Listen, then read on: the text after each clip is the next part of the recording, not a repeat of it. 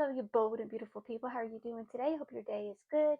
Today's video is the Besties collab, which I'm very excited because I get to hang out with my besties, Christy and Sue. So today's challenge is Pretty in Pink. So let's get started.